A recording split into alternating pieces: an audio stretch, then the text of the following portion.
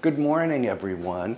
I am so happy to see you again, and I hope you are having a fantastic day.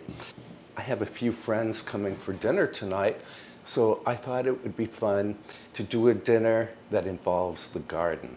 The menu is a cold minty cucumber soup. That's the first course. And then the main course is sage chicken that I will serve with brown rice and roasted carrots. And I think we will fetch the carrots right from the garden. And for the grand finale, we are doing a fresh peach crumble. I'm getting hungry already. This cucumber soup is a breeze to make, and it's cool and refreshing. It's perfect for a hot summer day like today.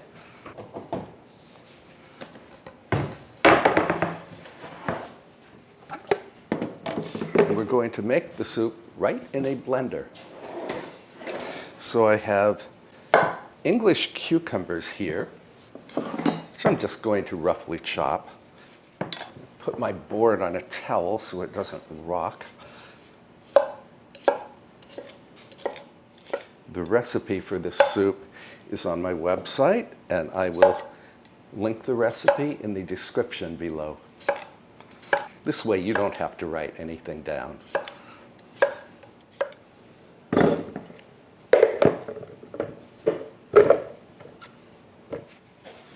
Then I have some mint leaves that I fetched from the garden.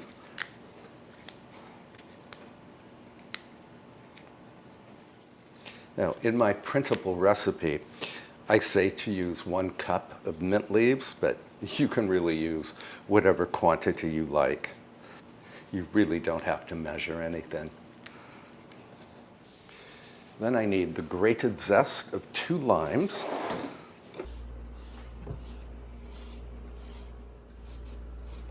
I don't know what kind of limes these are. I don't think they are Persian limes because they are huge. And they are certainly not key limes. But they are limes that I found at my supermarket. The only limes that my supermarket had today. Then I need the juice from the 2 limes. To maximize the amount of juice you get from a lime or a lemon, you can either roll it firmly underhand, or you can pop it into the microwave for about 15 seconds.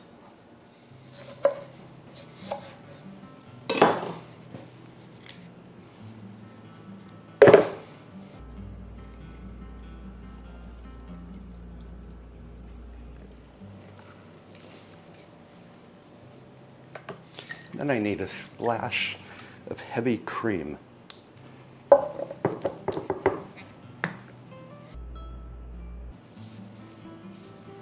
A generous splash. Greek yogurt.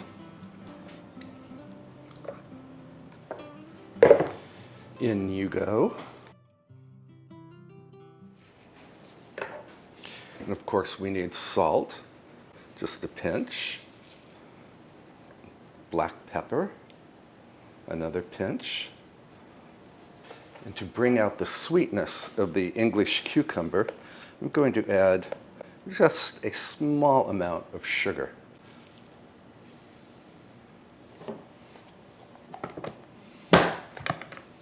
And then we can puree this gloriousness in the blender. I can tell you right now that this no-cook cucumber soup was a huge hit at our dinner party. I hope you will try it someday. I have to give this a taste.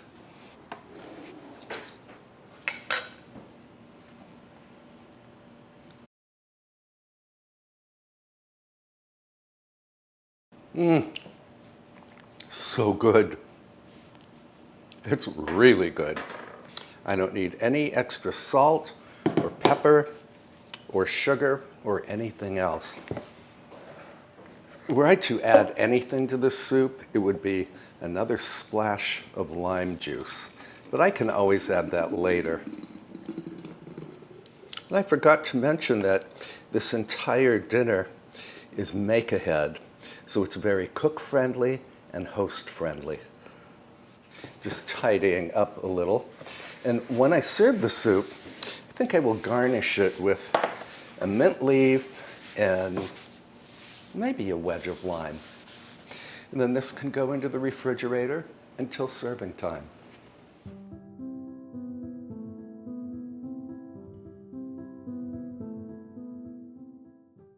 For the main course sage chicken that I'm going to serve with rice and roasted carrots, we need to head out to the garden to grab some sage and some carrots.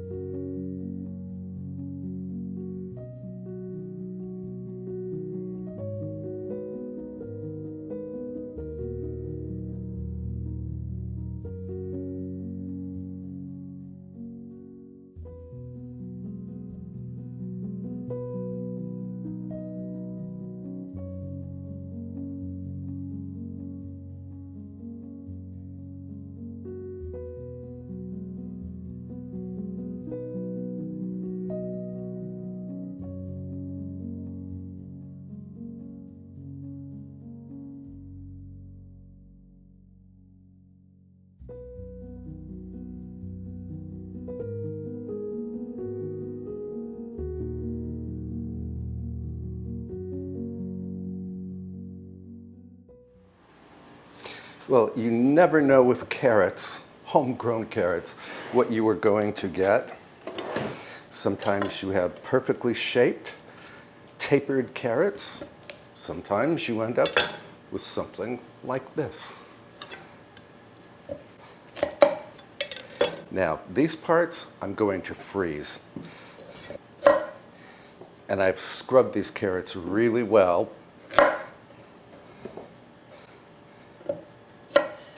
And I don't have to peel them because these carrots are organic. I do want to pat these carrots dry. Now, do I want to roast these carrots whole or have them down the middle? I think I will cut them down the middle.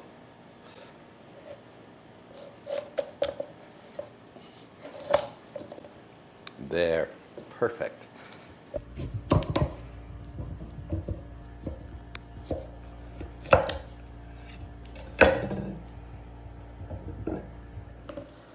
We can throw these into a dish.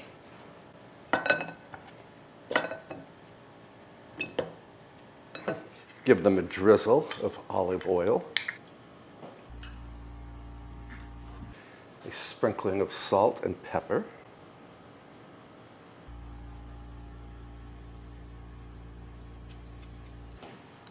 And then toss them about so all sides are coated. And then we can put the carrots on a baking tray.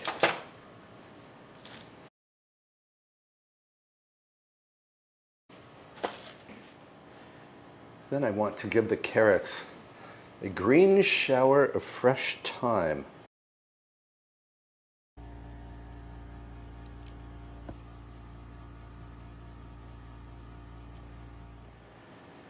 Now, I had hoped that I could fit both the chicken and the carrots on a single baking tray, but I definitely won't have room on the carrot tray for the chicken. So I am going to pop the carrots into the refrigerator, and then we can start the sage chicken. Another tray and some parchment. Now, the same supermarket that sold me the giant limes that we used in the cucumber soup also carried giant chicken thighs. These are skin on, bone in. And they're so large that I think I will only need 4 of them. And the other 2 I will freeze. Then I need to loosen the skin and pop in a sage leaf. And the sage is going to give this chicken a wonderful smoky aroma.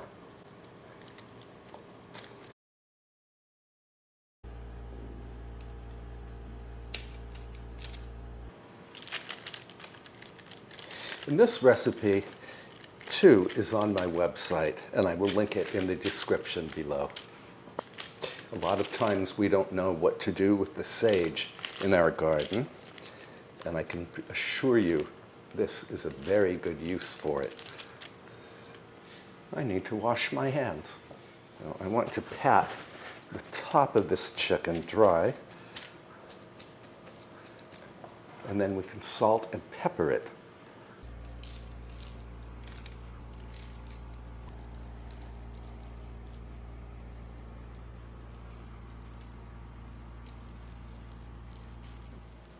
Although this chicken will be baked in the oven, I first want to brown it in a skillet, just the top side.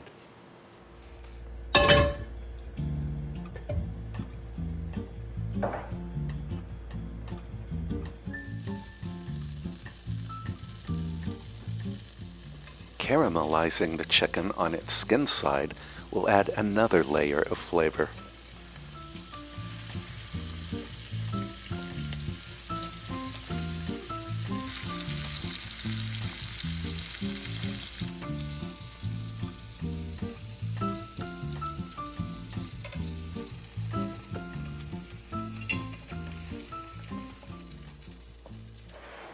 Now again, I have only browned the skin side of the chicken. The chicken itself is not cooked at all.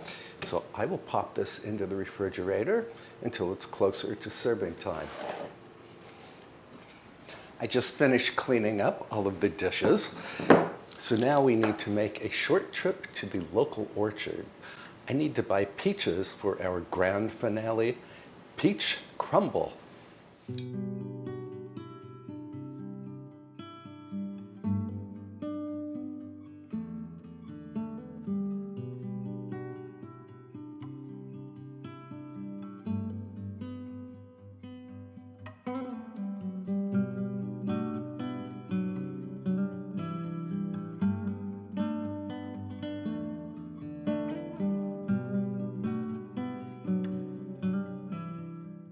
This must be my lucky day. The peaches here at Golden Harvest Farm are both plentiful and sweetly ripe.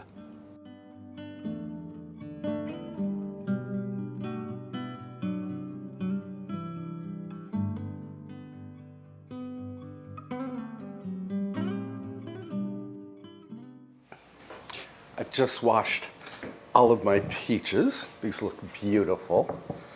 Peaches are in season. So now I simply need to slice them.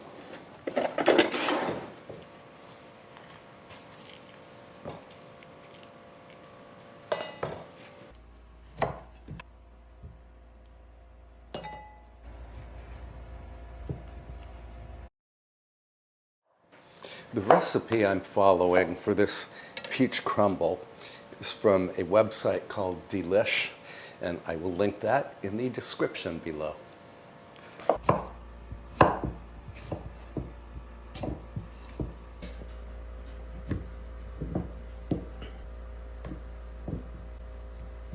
I chose this recipe because one of the ingredients is ground ginger.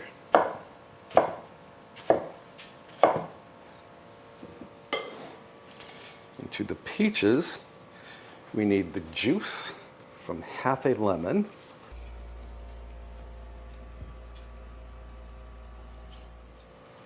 the lemon juice is for both flavor and to stop the fruit from oxidizing.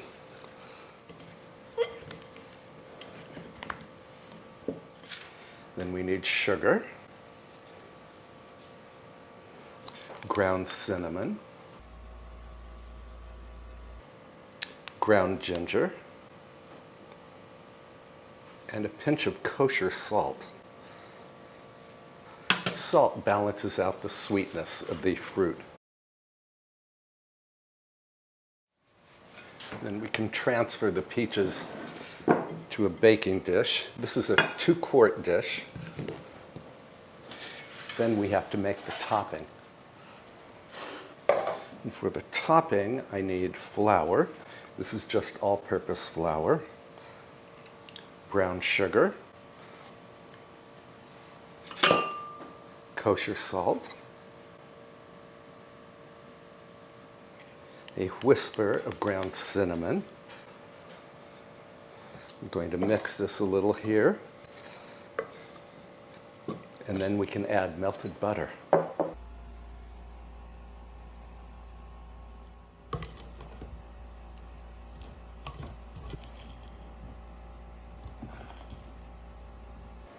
I love these mixing forks because they have a shape that allows you to scoop underneath a mixture and bring it up.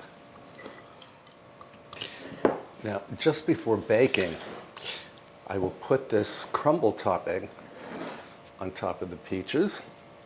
But for now, I'm going to cover each and pop them into the refrigerator.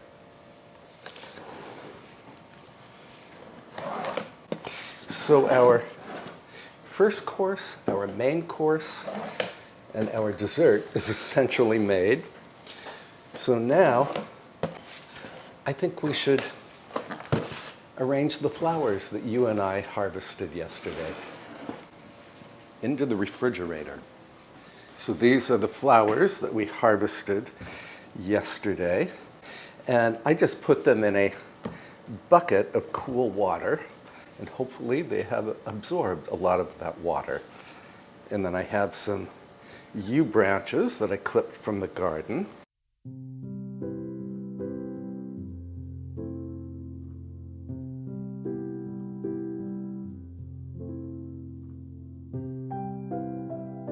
I always like to have flowers on the table, whether the table is in the dining room or outdoors.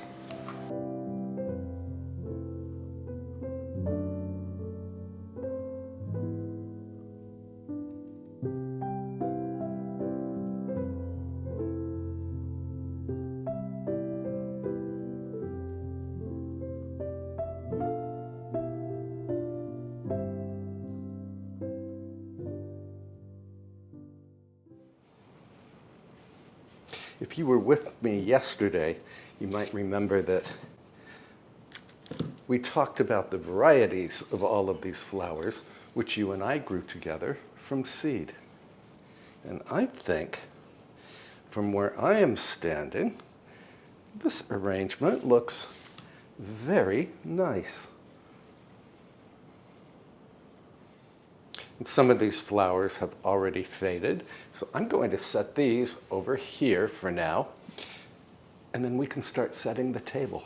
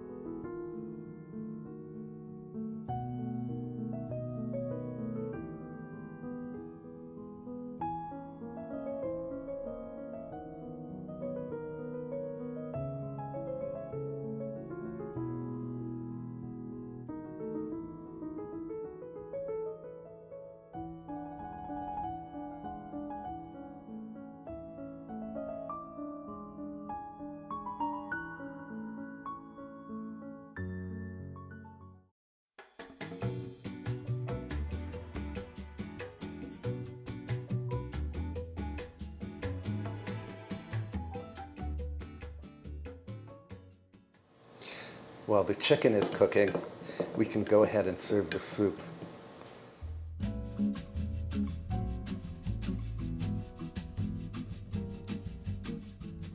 This cucumber soup was the perfect first course for this hot summer evening. I garnished each serving with a sprig of mint. My friends and I thought this sage chicken and roasted carrots was beyond spectacular. It's amazing how just one sage leaf can transform a chicken thigh. And the carrots were so tender and sweetly caramelized that you may have thought I added sugar to them, which of course I did not.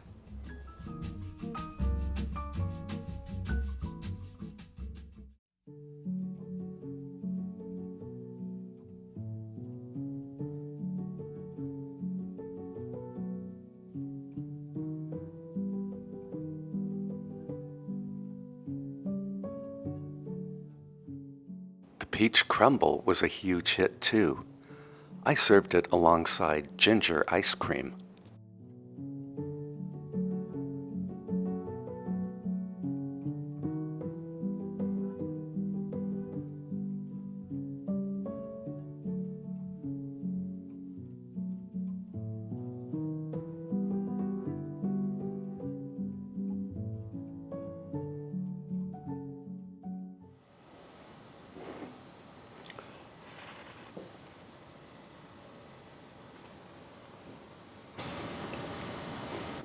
This is outstanding in every way possible. I love the peaches, the crumble topping with the ground ginger. I also love the ginger ice cream. Well, I can't eat this now. I need to plate it up and bring it outside because people are waiting. Thank you so much for spending time with me today as we put together this amazing dinner party menu. I hope you will recreate the very same dinner for your own friends and family someday. And if you enjoyed this video, I'd love for you to help me out by clicking the like button. Again, thank you for being here. Thank you for being you.